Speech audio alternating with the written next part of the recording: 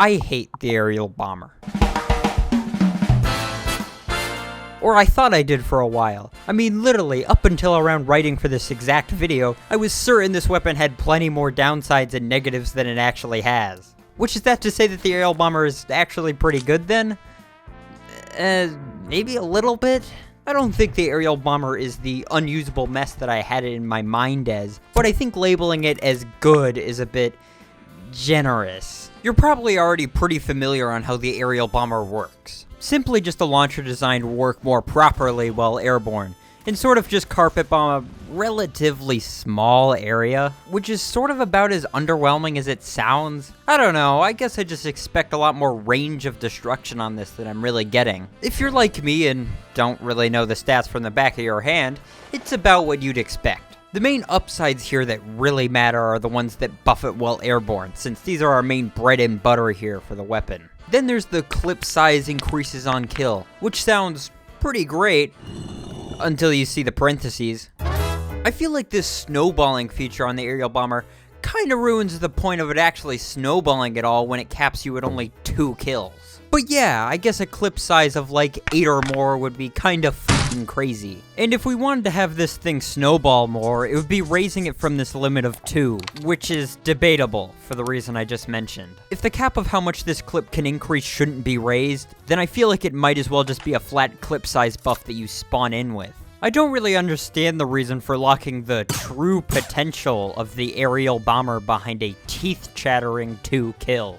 And staying with the topic of ammo, you're using a pretty large amount of it for the aerial bomber. If you're using, let's say, 4 rockets each barrage, plus the one you used the rocket jump, I think you can see it's kinda easy to run out of ammo. I'm not trying to portray this as a huge problem, cause I mean, come on, I won't act like there's a shortage of ammo packs around you at all times. Kind of just an annoying cycle you have to keep up with since you continuously have to move back to pick up more ammo. Again, not really a big deal. This minor problem is definitely mitigated a lot by the fact that the 30% less reserve ammo stack got removed a while ago, so at least there's that. I think it's really important to keep in mind here that the aerial bomber runs with just a single downside, which is the explosion radius. And 30% is a pretty big chunk to shave off for this, and I mean that as in it doesn't go unnoticed if you're coming from stock to the aerial bomber. I don't think I find this downside to be unfair, since it really is the only written drawback we have for it, so I think it's dumb to say it isn't appropriate. My only real gripe with it is that it can make this barrage feature feel underwhelming when going for crowds with the decreased range you have, which is why I brought up earlier that I wanted and sort of expected a bigger range of destruction on this. I guess the word bomber makes me think of, like, a literal carpet bombing, you know?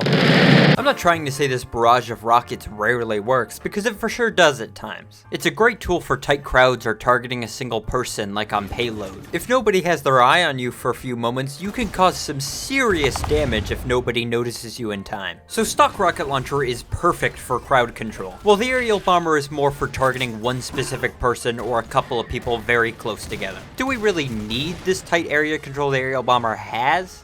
Maybe not, but you know, still fun. So stock does a more broad crowd control, spreading damage out in a larger area. And the aerial bomber is a more centralized single target kind of thing. Like on a scale from G-bomb to direct hit, and stock being the middle ground, the aerial bomber would fall around here next to the direct hit. If you can find somewhere safe to be airborne for a bit of time to dive bomb a group or whatever, it can go really good for you. And if we're trying to stay airborne for a long period of time, we're gonna need something to keep us in the air. Maybe like, I don't know, a parachute perhaps? The parabomber.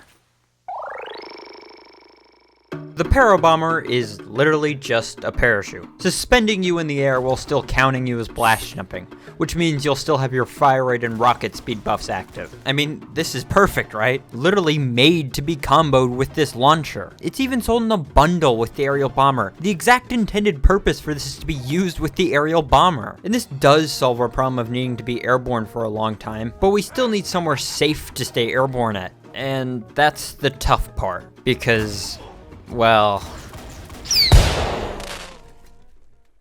it kinda sucks being airborne. Okay, not like all the time, obviously, but like as an example of what I mean, you ever have this thing happen to you where you get stuck blast jumping or sitting in the air falling in a straight line, kinda like this? This really fucking sucks. You're extremely easy to hit because you're about as quick as molasses, and usually you're marked as blast jumping, which means, you know, air shot stuff. And this is what the parabomber does as an entire secondary, except you're falling even slower and have even less air control. That's the parabomber. Thus, we have a pretty clear problem. It's not surprising that slowly drifting through the air with no control makes you a pretty easy target. For a long time in my head, the parabomber was synonymous with the aerial bomber. I think it's half the reason why I even thought the aerial bomber was so bad, because I always thought of it in the context of using the parabomber. Why do you think that in none of this background footage I've had the parabomber on? It just makes more problems compared to the ones it solves. For almost all intended purposes, the parabomber is simply making our lives worse than they need to be. So what else do we use then? If the parabomber is making our lives worse, what's the alternative? What else can we put in its place? It's the gunboats. I mean, what else would it be? The reserve shooter?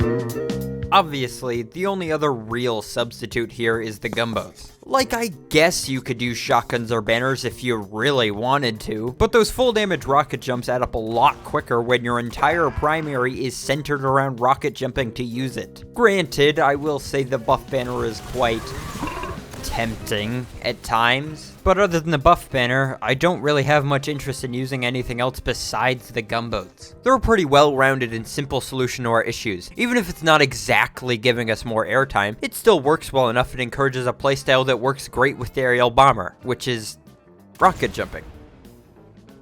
A lot. Whilst playing with the gunboats, you end up rocket jumping a lot more. It's like the whole point of them. And the gunboats reinforce the aforementioned playstyle of just dive bombing people. I'm sure you don't need much of a crash course on something as basic as the gunboats, or why they pair well with a rocket launcher that needs you to blast jump. I think it's easy to see that it's the perfect choice to make. If you desperately want a shotgun or banner, it won't completely ruin you to bring it, but the gunboats are definitely the best all-around choice. And this would be the point where I segue into talking about melees, but it doesn't really matter. All of Trooper's melees are fairly inconsequential to the rest of your loadout, so you can honestly choose whatever you prefer and it won't change much. If you were to ask me back in like 2020, I probably would have said the Market Gardener, but we all know what they did to that thing.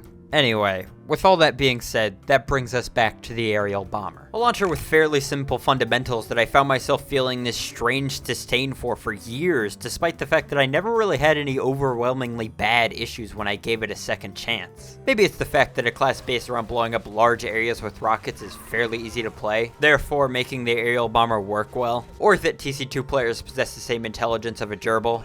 Gotcha. Including me, of course. Regardless of whatever makes the aerial bomber work, it leaves me with one more question. Do I think that the aerial bomber is a good choice out of all these other rocket launchers? And, I mean, it's a mediocre one. Okay, but really, listen, it's way easier to just sit on the fence here and say, oh, it's middle of the road, you know, I mean, let's just throw it in C tier, right? I've been dither about weapons before, and I'd rather not dish out another shallow conclusion for the aerial bomber. With that said, I think choosing the aerial bomber can work for you as long as you know how to rocket jump and aren't using the parabomber with it. You shouldn't see any big issues. No weapon is going to come without flaws or weak points, of course, but for a good majority of the time, the aerial bomber can still work fine. And it certainly has its moments of greatness, however rare those may be, they are there. It's nowhere near as bad as I made it out to be in my head for the past few years, and hey, at the very least, it's not as garbage as the double trouble. So you can always take solace in choosing the aerial bomber, knowing that it's pretty far from the worst pick you could make.